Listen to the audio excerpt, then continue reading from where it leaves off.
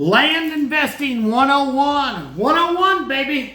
We're talking Texas County, talking Wright County, South Central Missouri. Douglas County can be thrown in there, but that's a little out of my stomping grounds.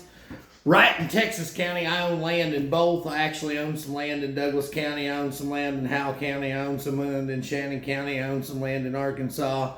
So I am speaking from experience from a land investor. Being in real estate, you have the opportunity. I don't buy my own listings. But if it's on the market and I have a really good farm close and I have some cash in my hands and I want to know where it went, I try to buy a small piece of land. Even if that would be, I've got some land in Taney County, just small lots next to the lake.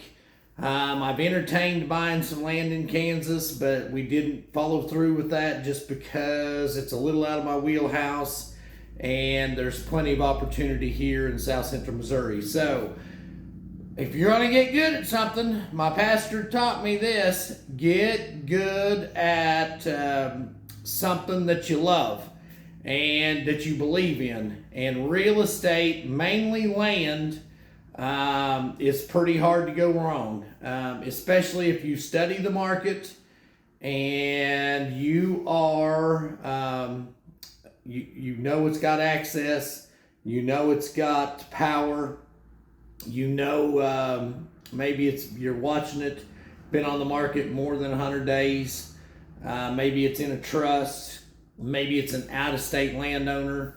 Those are things you look for. Maybe a rookie agent priced it. I had one deal that it was actually a farm that I had sold a gentleman, and I knew that farm pretty well. And anyway, it traded hands, and they hired somebody that didn't walk the property and really didn't know what was on the property because he listed it. And I'll never forget it. I was sitting there and I was like, dude, that's got a huge spring on it, like a spring that you see at a state park or a national park. And so I called a friend of mine who had some cash, and I had a little bit of cash, and we put in a full price offer. Just sight unseen. I'd already seen it. I knew what was there. So, of course, that scared him.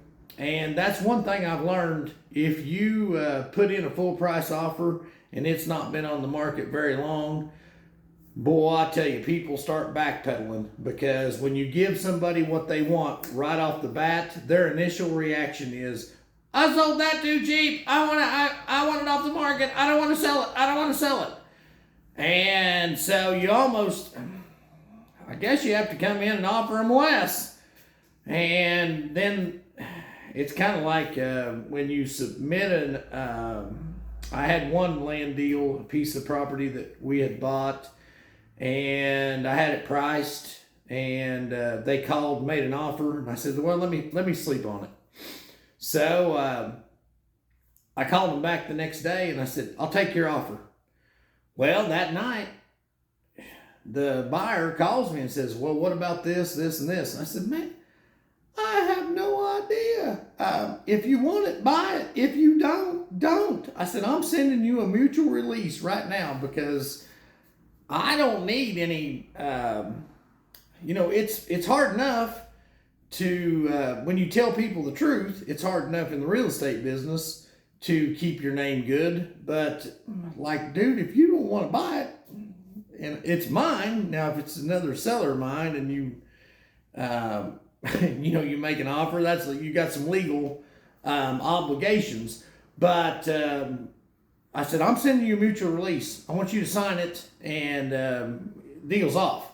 And that reassured her, okay, well, we'll go ahead and take it. I was like, fair enough. So I have lately seen, and a lot of landowners locally get mad whenever you have a purchase agreement for 40 acres that's sitting off in the middle of nowhere. And there's some land folks that have got a system, and I'm not discounting it, but they're sending they're sending offers through the mail. They know the market. They're offering probably 60% of value, and then they're putting it, they're buying it, closing on it, going through their inspections, and then then they're putting it back on the market at what it's worth. And I've been kind of involved in some of those deals where somebody had sent out some purchase agreements. They sent them back. They closed. They called me. I went and walked the property, kind of told them what it was worth, and they already pretty well knew what they wanted. And so we put it on the market, and then they resold it. So, that's capitalism at its best. A lot of farmers get angry when you make them an offer and they know the market. They know, this is about 50%. And I'm mad. I'm going to call this guy and chew him out. So they call the guy and chew him out, and, he chuckles because he's just glad you gave him a response, and he's hoping you didn't get your heart rate up too much. But Land 101 is, gosh, I hope I said that at the very start. Buy something small, buy something cash, study the market, watch. Even if you don't have any money, go and get on, Zillow, get on the MLS, get on different websites locally, look at what's for sale, go and drive by it. If the agent's there and can take you on it, go and walk it.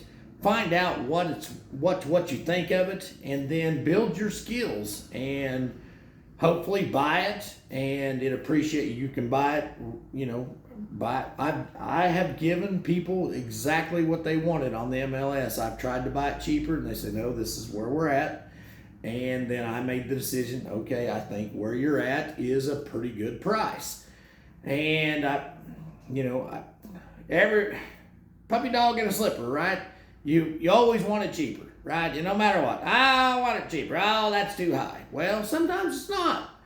And sometimes, I've got buyers and sellers, that have offered 10, 20, 30% less. And the seller comes back and says, I'll take off a little bit, but I'm not going to take off that much. And then the buyer has to decide if he wants to recounter or if he, agrees to that price. So it's where buyers and sellers meet. Sellers in real estate, it's all about emotion.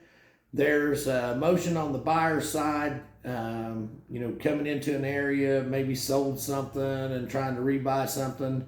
The seller, especially if they're older than me or my age, they're attached to that land. There is emotion. They watch their kids grow up. Them and their wife worked in blood, sweat, and tears, put fences in and cleaned up ground and seeded ground and, had cattle and talk with my hands a lot. But my advice for Land 101, buying land in the Ozarks, is it varies. There's some plateaus. If you get up here in these highways, these ridges are wide because they put the highway right through the top of the ridge. And you go north and the ridges are wide. You go south, you get views, more recreation. Not saying that there's not some good farms down south, because there is, and I'm talking about south of Mountain Grove. But as a general rule, the Mountain Grove School District is a player, because there's a lot of Panthers that have got good jobs and they've got some income, and they want this Mountain Grove School District. And they're gravitating towards the farming culture, and the grass and the ridges seem to grow. They're wider and seem to grow a little better, maybe north of Mountain Grove. And you see more generational wealth to a certain extent up these highways, south or north, because it was easier on their rigs. You didn't beat up your rigs, and wear and tear is real, and so is depreciation. So anyway, Land Investing 101 in the Ozarks. Buy something small, even if it's a lot by the lake, and you've got that paid for. Bankers love land that's paid for. They will take it as collateral so that you can step.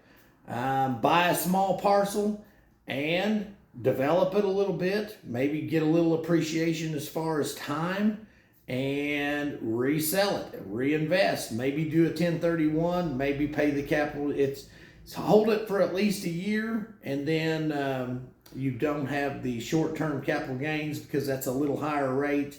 If you hold it more than a year, it's my understanding that your rates are a little bit lower. So ideally, if you can buy something that's, you know, kind of maybe just a little bit rough, do some fencing, do some chat work, maybe improve a home site, maybe test the well, put a well house up, you know, stuff that you're capable of doing, or you can hire it done and feel comfortable with, you know, what people charge, and add to the value of that property. So if you were going to buy, sell, or trade, do it in real estate. More money and generational wealth is created in real estate than any other place, hands down.